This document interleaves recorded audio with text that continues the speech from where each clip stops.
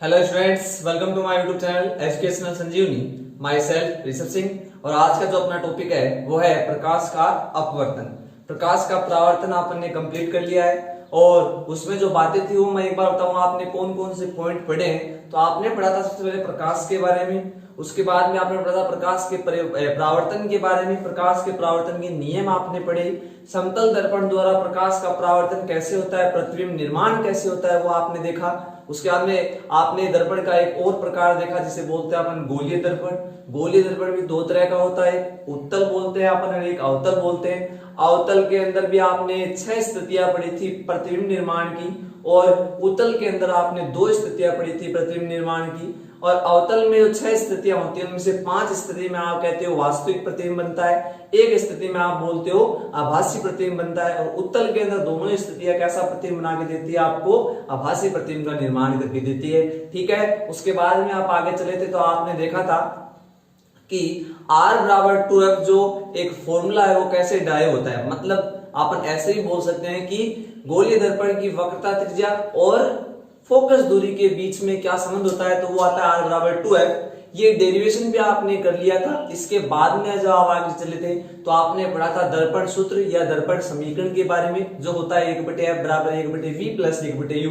और उसके बाद में आपने देखा था रेखीय आवर्धन के बारे में, जिसके 5 फॉर्मूले आ गए थे। दोबारा मैं एक बार बताऊं तो m बराबर s' i अपॉन o, और एक आया था f upon f minus u, एक आया था माइनस v अपॉन u, और लास्ट था f minus b upon f। ठीक है, तो ये कुछ फॉर्मूले थे जो रेखीय आवर्धन के आपके काम में आते हैं। उसके बाद में एक अच्छा क्वेश्चन बन जाता है समतल दर्पण की फोकस दूरी कितनी होती है, तो आप कर देते हो कितनी होती है, अनंत होती है। ठीक है, अब आपको ऐसे भी कह दिया जाए, क्वेश्चन ऐसा ही बन सकता है कि आपको इन दर्पणों के उपयोग पूछ ले, कोई भी दो उपयोग आपको बताने हो। तो समतल दर्पण का तो उपयोग सभी को पता है। एक तो अपन घर पे जो है ना शीशा काम लेते हैं चेहरा देखने के लिए, जो भी अपन शीशा काम लेते हैं वो एक तरह का क्या होता है, समतल दर्पण होता है। और सजावट संबंधी सामग्रियां उनके अंदर भी किसका उपयोग होता है, समतल दर्पण का प्रयोग होता है। ठीक है, उसके बाद में अवतल दर्पण का अगर अपन उपयोग पूछे तो अवतल दर्पण का कहां उपयोग होता है, तो आप कह सकते हो सर्च लाइट के अंदर किसका उपयोग होता है, अवतल दर्पण का उपयोग होता है। उसके बाद में जो दूरदर्शी है, अपन इस चैप्टर के लास्ट में पढ़ेंगे, परावर्तक दूरदर्शी जो भी होते हैं उनके अंदर क्या होता है, इस अवतल दर्पण का उपयोग होता है। ठीक है, उसके बाद में उत्तल दर्पण का उपयोग पूछ ले तो प्रकाशिक लैंप जो होते हैं उनके अंदर किसका, उत्तल दर्पण का उपयोग होता है। और एक और आपको उपयोग पूछा जाए तो आपने जो वाहन होते हैं, गाड़ी जो होती है 4 व्हीलर वाली बात कर रहा हूं मैं, उनके साइड में जो है ना दर्पण लगा होता है, जिसके अंदर अपन पश्च दृश्य देखते हैं, पीछे का जो दृश्य है वो देखते हैं, पीछे से वाहन किस गति से आ रहा है, कैसे आ रहा है, वो चीजें जो पीछे का दृश्य अपन देखने के लिए काम लेते हैं, साइड में जो लगा होता है उसे अपन क्या बोलते हैं, उसे बोलते हैं उत्तल दर्पण। वो एक तरह कौन सा दर्पण होता है, उत्तल दर्पण। और वो करता क्या है, बड़े जो क्षेत्र को छोटा करके उस दर्पण में अपने को दिखाता है। ठीक है, और अपने को जो पीछे की साइड से आ रहे वाहन है वो सीधे दिखाई देते हैं, और सीधे किसके अंदर दिखाई देंगे आपको पता है, ऑब्वियस सी बात है, किसके अंदर, उत्तल दर्पण के अंदर। तो वो होता है आपका कौन सा, उत्तल दर्पण। ठीक है, तो ये आपके दर्पणों के क्या हो गए, कुछ उपयोग हो गए। ठीक है, तो लो अब विचार कर देते हैं क्या अपन प्रकाश का अपवर्तन, क्या प्रकाश का अपवर्तन। ठीक है, तो सबसे पहले आप इसका डायग्राम देख लेंगे और उसके बाद में आप देखेंगे कि इसकी जो परिभाषा है वो क्या होगी। ठीक है, तो चलो सबसे पहले स्टार्ट कर देते हैं। इसकी जो है ना डायग्राम है वो क्या होगा, देखो परावर्तन और अपवर्तन में क्या फर्क है। परावर्तन के अंदर यहां अपन पॉलिश कर देते हैं। ठीक है, और परावर्तन का मतलब क्या होता है कि प्रकाश की किरण एक ही माध्यम से चल के आती है और उसी माध्यम में टकरा के वापस से लौट जाती है, और ये वाली सतह जो है इस प्रकाश की कुछ तीव्रता का क्या कर लेती है, अवशोषण कर लेती है। फलस्वरूप आप क्या कह सकते हो कि प्रकाश की तीव्रता परावर्तन में घट जाती है, बाकी किसी भी चीज पे कोई प्रभाव नहीं पड़ता है, क्योंकि माध्यम है वो परिवर्तित नहीं हो रहा, माध्यम जो पहला था वही दूसरा है। ठीक है, अब देखो अपन ने जो बातें कही वो ये कह दी कि टकरा के वापस आ जाए तब तो क्या, परावर्तन, और अंदर से गुजर जाए तब क्या, तो आप बोलोगे क्या, अपवर्तन। ठीक है ना, अंदर से पार हो जाएगी यानी एक माध्यम से दूसरे माध्यम में चली जाएगी तब वहां क्या होगा, तो तब वहां होगा प्रकाश का अपवर्तन। ठीक है ना, देखो मैं आपको बता देता हूं है क्या इसमें। तो मैंने क्या लिया है, ये एक पारदर्शी, यहां पर ये ये क्या है, पारदर्शी समांगी माध्यम है। तो यहां लिखोगे पारदर्शी समांगी माध्यम, समांगी माध्यम, ठीक है। तो ये आपका क्या हो गया, पारदर्शी समांगी माध्यम हो गया, जो है कौन सा, फर्स्ट अपन मान लेते हैं, ठीक है। और नीचे वाला जो है ये आपका हो जाएगा पारदर्शी समांगी माध्यम दूसरा, ठीक है। तो ये आपका पारदर्शी माध्यम कौन सा हो गया, आप बोलोगे ये पारदर्शी माध्यम हो गया पहला, और नीचे वाला जो है वो पारदर्शी माध्यम हो गया दूसरा, ठीक है ना। तो ये आपके दो क्या हो गए, पारदर्शी माध्यम हो गए। ये पहला पारदर्शी माध्यम है, ये दूसरा क्या है, पारदर्शी माध्यम है, ठीक है। और ये क्या है, तो ये पृथक्कारी प्रश्न बोल सकते हैं आप। पृथक्कारी का मतलब दो माध्यमों को अलग अलग करने वाला प्रश्न, ठीक है ना। पारदर्शी का मतलब समझते हो, जिसके आर पार देखा जा सके। आपको पता है कि आप जब यहां से देखोगे दूसरा माध्यम आपको दिखाई देना चाहिए, तो ये पारदर्शी माध्यम है जिसके आर पार क्या है, अपने को देखा जा सकता है। तो ये क्या हो गया, पारदर्शी। अपारदर्शी कौन सा होता है, जिसके आर पार आप देख नहीं सकते। समझ पा रहे हो बातों को। तो पारदर्शी है, ठीक है। समांगी, समांगी का मतलब होता है हर जगह एक समान, हर जगह क्या हो, एक समान हो। तो ये हर जगह क्या है, एक समान क्या है, पारदर्शी माध्यम पहला है, और नीचे वाला पारदर्शी है और समांगी भी है, और दूसरा माध्यम। जैसे सपोज करो यहाँ जल है, तो यहाँ पूरे में ही क्या है, फिर जल है, ठीक है, समान हो गया। और नीचे की साइड वालों की वायु है, तो नीचे पूरे में ही क्या है, वायु है। समझ पा रहे हो बातों को। तो ये होता है क्या, पारदर्शी समांगी माध्यम। समांगी का मतलब एक जगह एक समान बोल सकते हैं, और पारदर्शी का मतलब जिसके आर पार देखा जा सके। और माध्यम ये पहला और वो दूसरा, ठीक है। ये है पृथक्कारी प्रश्न। पृथक्कारी का मतलब आप समझते हो क्या, जो दोनों को अलग अलग करता है। ऐसा प्रश्न है जो माध्यम एक व दो को क्या करता है, अलग अलग करता है, ठीक है। या फिर आप इसे अंतरा प्रश्न भी बोल सकते हैं। कौन सा प्रश्न है ये, अंतरा प्रश्न। तो ये आपका हो गया कौन सा, अंतरा प्रश्न हो गया, ठीक है ना। तो ये आपका क्या है, अंतरा प्रश्न, ठीक है। अब होगा क्या, मैंने एक प्रकाश की किरण है, इस पे तिर्यक आपतित करवाई। तिर्यक नाम मैं आपको पहले भी बता चुका हूं। तिर्यक का मतलब क्या होता है, तिरछा बोल सकते हैं अपन, किसी कोण पे। देखो अगर सीधी ऊपर से ऐसे आपतित हो तब उसे बोलते हैं अपन क्या, ऊर्ध्वाधर। उसे अपन क्या बोल देते हैं, ऊर्ध्वाधर। ऐसे आपतित हो तब उसे अपन बोल देते हैं क्या, क्षैतिज। ये वाली कौन सी दिशा होती है, क्षैतिज, और ये वाली कौन सी होती है, ऊर्ध्वाधर। लेकिन ये कैसे आती है, तिरछी यानी तिर्यक। तो यहां मैंने क्या किया है, एक प्रकाश की किरण ली है, और इस प्रकाश की किरण को ये मैंने आपतित करवा दिया। कैसे आपतित करवाया है, तो आप कहोगे तिर्यक आपतित करवाया। कौन सी किरण है ये, PQ, ये है आपतित किरण। कौन सी किरण, आपतित किरण, ठीक है। चलो आगे देखो। अब आपको पता है कि अगर यहाँ पे लंबवत रेखा खींच दी जाए तो वो कौन सी रेखा होती है, तो वो होती है क्या, अभिलंब। तो ये आपका हो गया क्या, ये आपका हो गया अभिलंब, ठीक है ना। ये जो लंबवत रेखा मैंने बनाई है, इसे सपोज कर लो M, इसे सपोज कर लो N। तो लंबवत रेखा क्या हो गई, ये हो गई आपकी क्या, तो ये है आपका अभिलंब, ठीक है। चलो अब देखो, अगर ये प्रकाश की किरण इधर लौट जाती ऐसे, तो आप इसे बोल देते कौन सी किरण, परावर्तित किरण, और ये होता परावर्तन, ठीक है। लेकिन अब ये किरण जो है वो उस माध्यम में जाएगी, दूसरे माध्यम में जाएगी, तो इसका वास्तविक पथ कैसा होना चाहिए, ये ऐसा होना चाहिए। ये इसका क्या है, वास्तविक पथ। वास्तविक पथ का मतलब समझ रहे हो कि अगर ये ऐसे आपतित हुई है, तो अगर दूसरे माध्यम में जाएगी तो यूं जानी चाहिए, देखो ऐसे सीधी एकदम।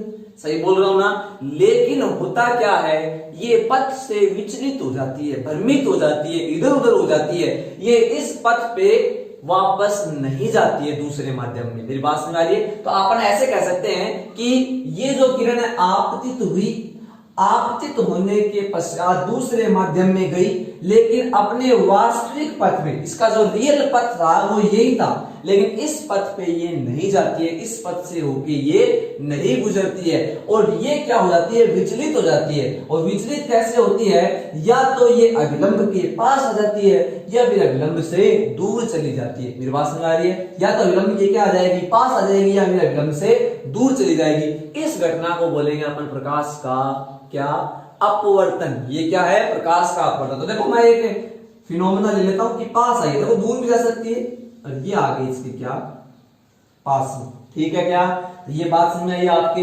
ये इसका कौन सा पथ है, ये वास्तविक पथ है। होना ऐसा चाहिए था, ऐसे आई, पार करने के बाद यूं निकलनी चाहिए थी, लेकिन ऐसा नहीं हुआ।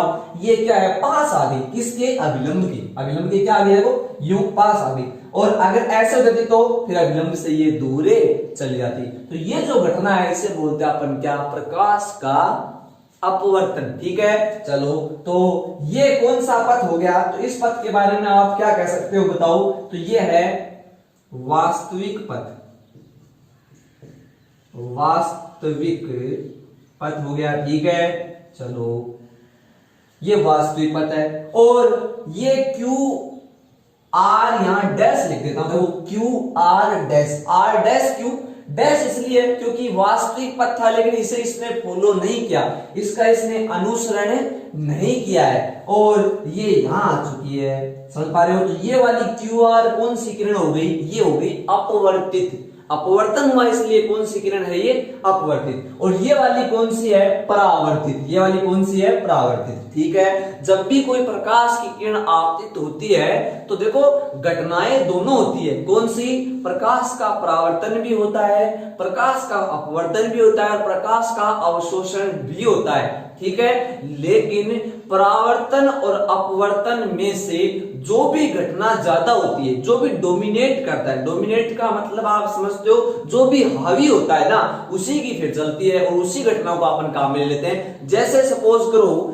ये जो प्रकाश की किरण है, इसकी तीव्रता ये सपोज करो 100% है, इसकी चमक कितनी है, 100% है। ठीक है, अब ये यहां से प्रकाश किरण यहां आपतित हुई, अब अंतरा पृष्ठ क्या करता है, कुछ भाग का अवशोषण कर लेता है। ठीक है, तो सपोज करो इसने 10% क्या कर लिया, अवशोषण, 90% तीव्रता बची है। अब सपोज करो कि 10% उसी माध्यम में लौट गई, और यहां पे 80% दूसरे माध्यम में आ गई, तो कौन सी घटना हुई, आप कहोगे 10 का अवशोषण हो गया, 10 का परावर्तन हो गया, और 80 का क्या हुआ, अपवर्तन। तो हावी कौन रहा, अपवर्तन, इसीलिए आप इसे बोलेंगे प्रकाश का अपवर्तन। लेकिन अगर सपोज करो कि इस साइड 80 हो जाता तीव्रता, इस साइड 10 हो जाती, इसका मतलब फिर कौन हावी हुआ, फिर परावर्तन हावी हुआ, तो इसलिए आप बोलेंगे प्रकाश का परावर्तन। समझ पा रहे हो? तो अगर ऐसी कोई घटना होती तो ये परावर्तित किरण होती, लेकिन ये तो इस साइड आई है, इसका मतलब ये वाली कौन सी किरण है, क्यू आर, ये है आपकी अपवर्तित किरण। ये वाली कौन सी किरण हो गई बताओ, तो ये वाली हो गई आपकी अपवर्तित किरण। ठीक है, ये आपकी है कौन सी, अपवर्तित किरण हो गई। ये वाली कौन सी, आपतित किरण, इसके बारे में सभी जानते हैं। PQ जो है, PQ यहां लिख देता हूं, देखो PQ, वो कौन सी है आपकी, आपतित किरण। कौन सी है, आपतित किरण। ठीक है, तो PQ है वो आपकी आपतित किरण। ठीक है, चलो, और MN क्या है, ये सभी को पता होता है, ये क्या है, तो ये आपका है अभिलंब। ये आपका क्या है, ये आपका हो गया अभिलंब। ठीक है, चलो, ये वाला कोण क्या है, ये वाला कोण, तो इसे बोलते हैं अपन कौन सा कोण, आपतन कोण। आपतित किरण तथा अभिलंब के मध्य बना कोण आपतन कोण आई कहलाता है, सभी को पता है। चलो नेक्स्ट, ये वाला जो कोण बनता है वो कौन सा बनता है बताओ, इसे मैं डैश डैश से बनाया, तो अगर ये होता तो ये देखो, ये वाला कौन कौन सा होता है, डैश डैश से बनाया, ये वाला, ये होता आपका कौन सा, ये आपका होता परावर्तन कोण। लेकिन अभी परावर्तन कोण नहीं देखना अपने को ये कोण निकालना है जो अपवर्तित किरण और अभिलंब में बनाए। देखो वहां निकालते परावर्तित किरण और अभिलंब में, यहां निकालेंगे अपन अपवर्तित किरण और अभिलंब में। तो ये वाला कोण कौन सा है बताओ? तो ये वाला कोण है आपका कौन सा कोण है? ये आप बोल सकते हो अपवर्तन कोण। कौन सा कोण? अपवर्तन कोण। तो यहां आप लिख सकते हो आर।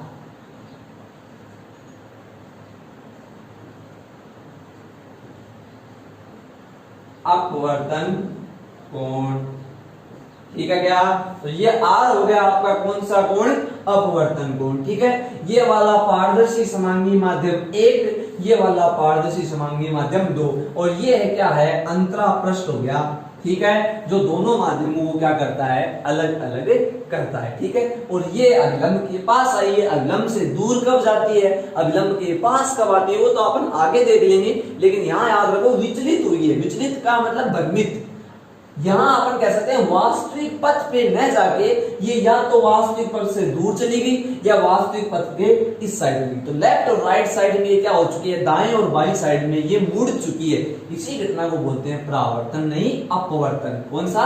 प्रकाश का अपवर्तन। वापस लौटे वो होता है प्रकाश का परावर्तन। ठीक है, चलो अब इसकी परिभाषा बनानी है। डायग्राम को देख देख के आप बना सकते हो। देखो क्या प्रकाश के अपवर्तन में आप क्या लिखोगे? जब प्रकाश की किरण एक समांगी पारदर्शी माध्यम से चलकर, समझ पा रहे हो? जब प्रकाश की किरण एक समांगी पारदर्शी माध्यम से चलकर दूसरे समांगी पारदर्शी माध्यम के अंतरापृष्ठ पर तिर्यक आपतित होती है। देखो यहां आप ऊर्ध्वाधर नहीं लिख रहे, ऊर्ध्वाधर का मतलब यू लंबवत बोलते हैं। क्षैतिज नहीं लिख रहे, क्षैतिज का मतलब ये होता है तिर्यक लिख रहे हो, तिरछा।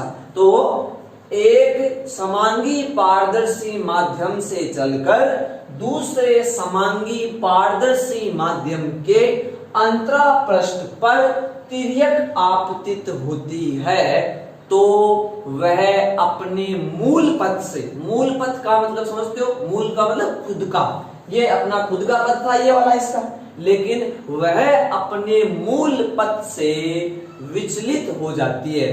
प्रकाश की यह घटना क्या कहलाती है? प्रकाश का अपवर्तन कहलाती है। समझ पा रहे हो? वह अपने मूल पथ से क्या हो चुकी है? विचलित हो चुकी है। या अपन ऐसे भी कह सकते हैं कि दूसरे माध्यम में वह अपने मूल पथ से विचलित हो जाती है। इसे अपन क्या बोलते हैं? प्रकाश का अपवर्तन। ठीक है, तो एक साथ अपन क्या बोलेंगे?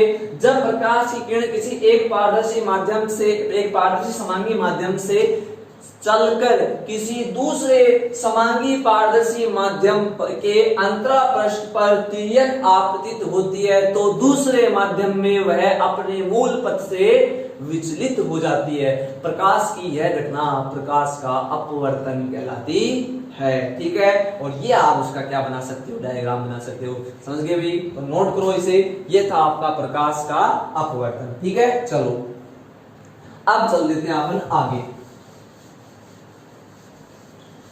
अगला जो अपना टॉपिक है वो है प्रकाश के अपवर्तन के नियम।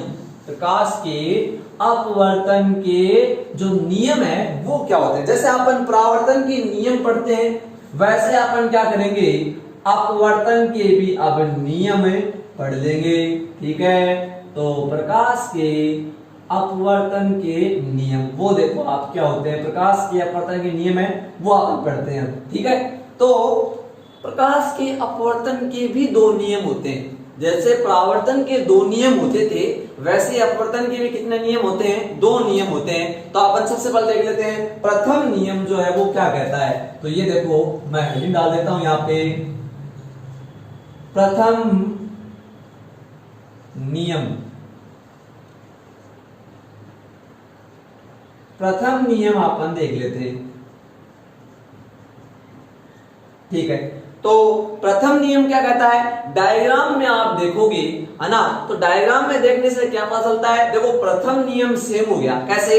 आपतित किरण परावर्तित नहीं, अब केवल अपवर्तन हो रहा है। अपवर्तित किरण और अभिलंब तीनों एक ही तल में होते हैं। देख लो, देख सकते हो आप कैसे बोला मैंने, ये देखो आप, ऐसे ही तो था कुछ। ये आपकी आपतित किरण, ये आपकी कौन सी अपवर्तित किरण, तीनों देखो इस बोर्ड के तल में ही तो है, तो तीनों एक ही तल में होते हैं, तीनों एक ही तल में विद्यमान होते हैं। चलो, और जो दूसरा नियम है वो कुछ इंपॉर्टेंट है। प्रथम नियम परावर्तन वाला ही हो जाएगा, ठीक है ना। और दूसरा नियम देखो आप, दूसरा जो नियम है द्वितीय नियम बोल देते हैं इसे, द्वितीय नियम। तो आपका जो द्वितीय नियम है वो क्या है, वो मैं बता देता हूं। प्रकाश के अपवर्तन का, प्रकाश के अपवर्तन का द्वितीय नियम क्या है वो अपन देखते हैं। तो द्वितीय जो नियम है बहुत ही ज्यादा इंपॉर्टेंट है, ये स्नेल का नियम ही है। ये क्या है, द्वितीय नियम बोल दो या फिर इसे क्या बोल सकते हो आप, स्नेल का नियम, ठीक है। तो द्वितीय नियम और जो स्नेल का नियम है वो एक ही है, ठीक है। तो द्वितीय नियम को अपन स्नेल का नियम भी बोल सकते हैं। तो देखो द्वितीय नियम है वो क्या कहता है उसे आप देख लोगे। तो द्वितीय नियम कहता है कि एक वर्णीय प्रकाश की स्रोत, या फिर अपन ऐसे बोल सकते हैं कि निश्चित तरंग दैर्ध्य वाले प्रकाश स्रोत के लिए, प्रकाश की किरण के लिए, मैं क्या बोल रहा हूं उसे देखोगे। आपको पहले मैं एक दो बातें बता दूं। देखो आपको सभी को पता है दृश्य प्रकाश जो है या दृश्य क्षेत्र जो है, दृश्य क्षेत्र के अंदर 7 जो मुख्य रंग है वो आपको दिखाई देते हैं। सभी ने 10th क्लास में पढ़ा है। और वो कौन कौन से हैं, विबग्योर, सभी को पता है ना। ये कौन से हैं, विबग्योर। सभी की जो तरंग दैर्ध्य है वो अलग अलग, एक अपन निश्चित बोल सकते हैं, सभी की क्या होती है, अलग अलग होती है। लेकिन इन्हें जो अपन लिखते हैं तो ये जो तरंग दैर्ध्य प्रकाश है वो अपन बोल देते हैं ऐसे। बुकों में ऐसे भी लिखा होता है कई बार क्या, कि यहां लिख देते हैं 400 एंगस्ट्रॉम से 8000 एंगस्ट्रॉम, बात एक ही है। तो ये जो दृश्य प्रकाश है इनकी जो तरंग दैर्ध्य है वो कैसे होती है, इस साइड लिखा होता है 3800 एंगस्ट्रॉम, किसका, बैंगनी रंग का, और लाल रंग का 7800 एंगस्ट्रॉम, 7800 एंगस्ट्रॉम। और ये जो है ये आपका क्या है, तरंग दैर्ध्य का बढ़ता रूप है। यानी आपको ऐसे कह दे कि सबसे अधिक जो तरंग दैर्ध्य है वो कौन से रंग की होती है, तो आप क्या कह सकते हो, लाल रंग की। नीट में ऐसा क्वेश्चन आया था, है ना, इस साल, तो अच्छा क्वेश्चन था। सबसे ज्यादा तरंग दैर्ध्य किस रंग की होती है, लाल रंग की। सबसे कम किसकी होती है, बैंगनी रंग की। और ये जो आपका क्रम है इस साइड जब आप आओगे तो यहां है वो आपकी आवृत्ति बढ़ जाती है। क्या बढ़ जाती है, आवृत्ति बढ़ जाती है, ठीक है ना। तो सबसे अधिक जो आवृत्ति है वो होती है आपकी बैंगनी रंग की, लेकिन तरंग दैर्ध्य है वो होती है किसकी, आप कह सकते हो लाल रंग की, रेड कलर की, ठीक है। चलो अब मैं जो बता रहा हूं द्वितीय नियम क्या कहता है कि एक निश्चित तरंग दैर्ध्य का, एक निश्चित का मतलब क्या है, जैसे मैं ऐसे कह दूं 3800 एंगस्ट्रॉम, यानी कौन से कलर की बात हो रही है, तो आप कहोगे सर वो बैंगनी रंग की बात हो रही है, ठीक है। मैं कह दूं 7800 एंगस्ट्रॉम, तो किसकी बात हो रही है, तो रेड कलर की क्या बात हो रही है, मेरी बात समझ में आ रही हो।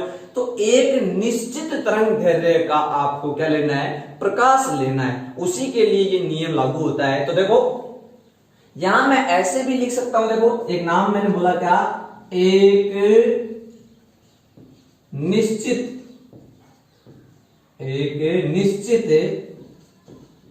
तरंग दैर्ध्य वाले प्रकाश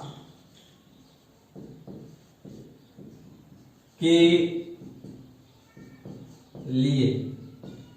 एक निश्चित तरंग दैर्ध्य वाले प्रकाश के लिए बोल सकते। एक निश्चित का मतलब सबकी निश्चित होती है, अलग अलग होती है, सही है। तो अगर निश्चित तरंग दैर्ध्य 3800 एंगस्ट्रॉम हुई तो यानी कौन से कलर की बात हो रही है, यहाँ कौन से कलर की बात हो रही है, तो आपको भी बैंगनी रंग की बात हो रही है। और इसे मैं ऐसे भी बोल सकता हूं एक वर्णीय प्रकाश के लिए, समझ गए क्या बातों को, एक वर्णीय प्रकाश के लिए, हाँ एक वर्णी प्रकाश का मतलब एक वर्ण वाला प्रकाश। एक वर्ण का मतलब समझे क्या, एक रंग वाला। तो एक स्पेसिफिक रंग बता दिया आपको, जैसे लाल रंग है।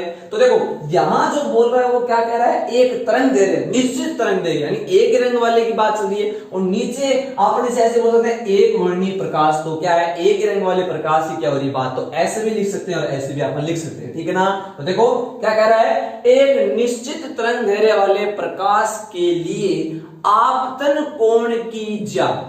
देखो आपको पता है जो मैथमेटिक्स है उसमें ज्या जो है, ज्या किसको बोलते हैं, ज्या बोलते हैं साइन को। किसको, साइन को।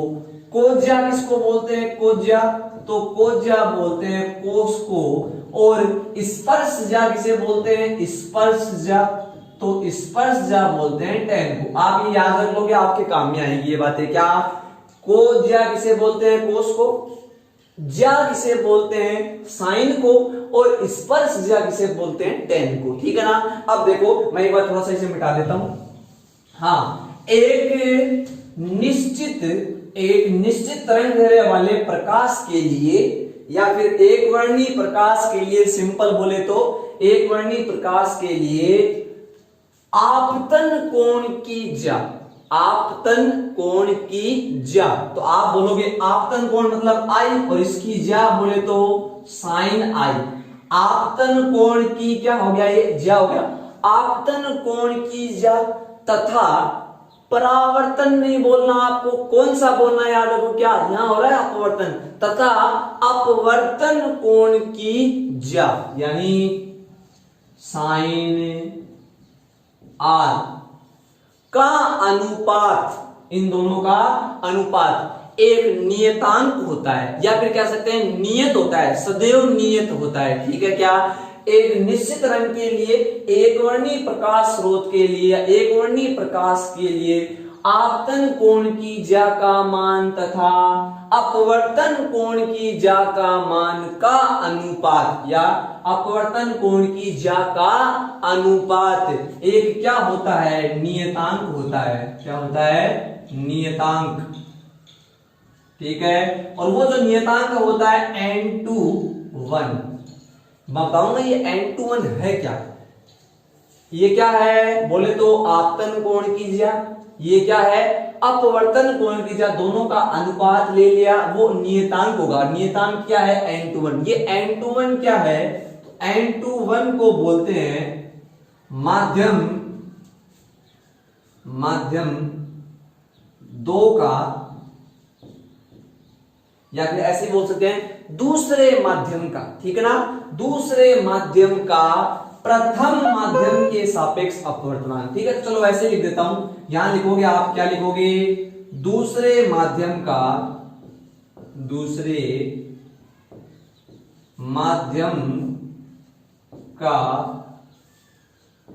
प्रथम